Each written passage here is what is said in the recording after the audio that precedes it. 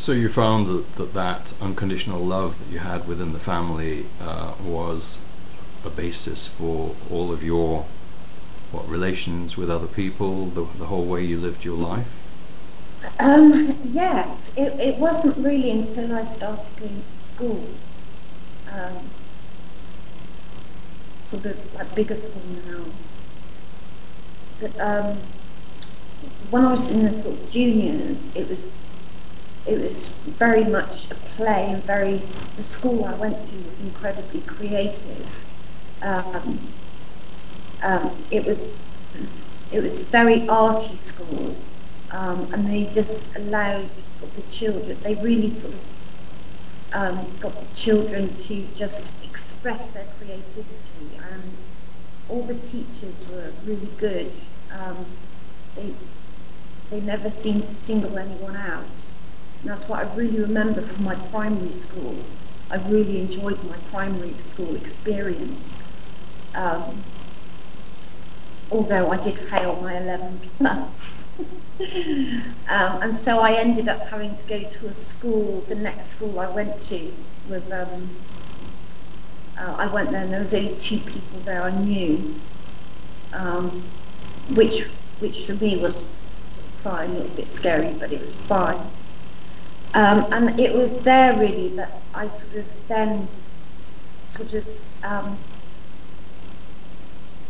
began to sort of notice that things weren't quite right. That I went to a private school, I had private education. It was actually a convent school with nuns. A lot of the families that were there, the children that were there, came from very rich backgrounds. And I actually noticed a lot of the children, my friends, very unhappy. They were very unhappy at home. And I found that a bit confusing because I thought everybody had the same upbringing as I did. So that took many years to sort of really grasp that actually not everybody lives the same way I do or has been brought up in the same way.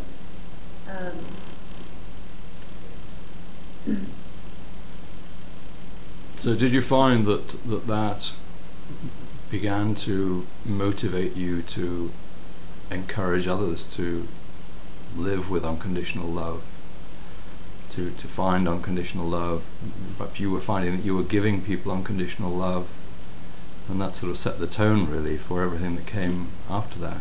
Well, it was interesting because,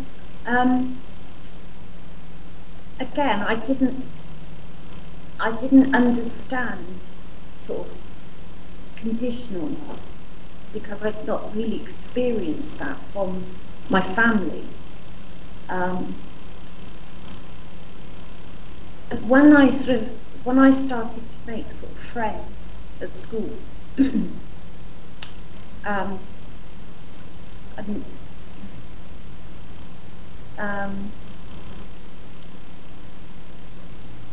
the friends that I met, they say like attracts like, and when I look back, I attract all the mad and crazy people, which was fantastic because they were all lovely.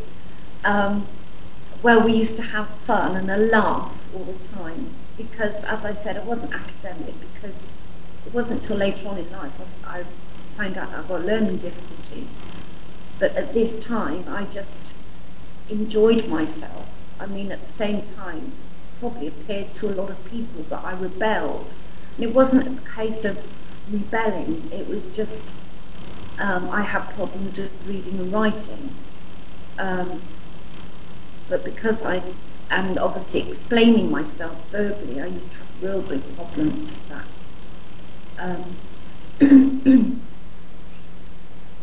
But so it wasn't a question of I can do it, but I'm not going to. It was a question that I actually couldn't do it. But because that wasn't picked up on, teachers because of quite a few reasons. One, because I wasn't naturally an academic, so they tend not to focus on me. I mean, probably about second, third year into my senior school, I was left out of a lot of things. The teachers actually missed me out because they just knew I wouldn't be able to answer anything. And also another reason why I was missed out at school was because my parents weren't extremely rich. They were just sort of comfortably rich. Could just afford to send me to the private school. So the other children that did have parents that could afford them to be there, and then some, tend to be focused on more. So I was just left to be who I was. And what I found was my friends that I made in that time, they've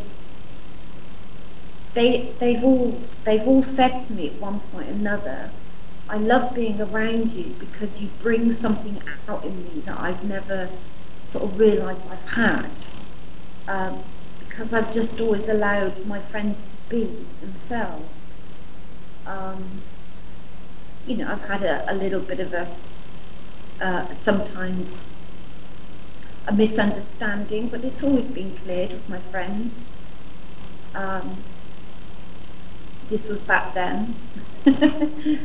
And so yes, unconditional love, as I've said, it's a part of who I am, and I've consciously known it all my life.